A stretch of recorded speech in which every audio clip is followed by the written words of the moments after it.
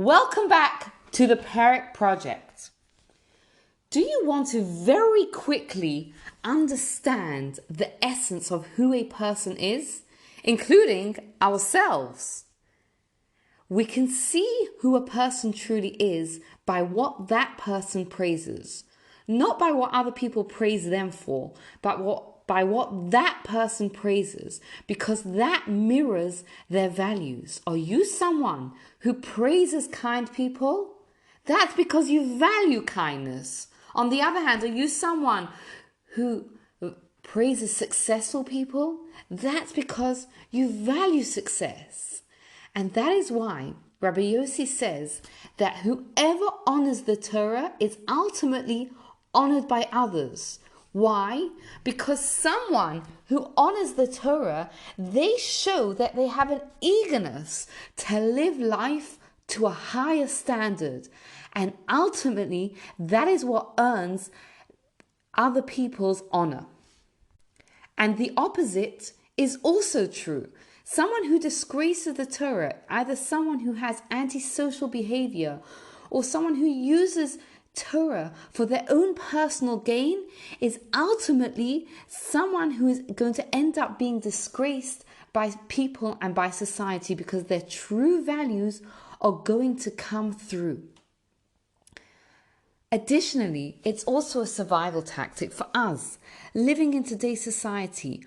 Often, it could be very uncomfortable to display our Judaism openly when we're outside of our Jewish circle, and we can be tempted to hide our Judaism or to hide our Jewish values. We may think that's the way to fit into society, to gain the approval of the world. But Rabbi Yossi is telling us here, he's telling us something very profound.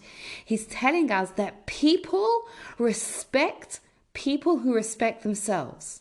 People respect those who respect themselves. When we wear our Judaism with pride, when we're proud of the Jewish values that we learned and that we try to uphold, the world respects us for it.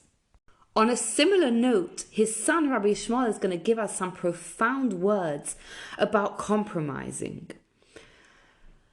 Truthfully, this next Mishnah is directed towards either people that go to court or judges, but I think it has some powerful truths that we can all apply to our everyday life. Because even the best of person, from time to time, sometimes even more than that, can get involved in a disagreement, whether it's with friends, whether it's with colleagues, whether it's with family. Sometimes it's financial, sometimes it's a difference of opinion, sometimes it's when our ego is slighted, and sometimes we can get so focused on winning that if a person feels like compromise is settling, they're going to lose out.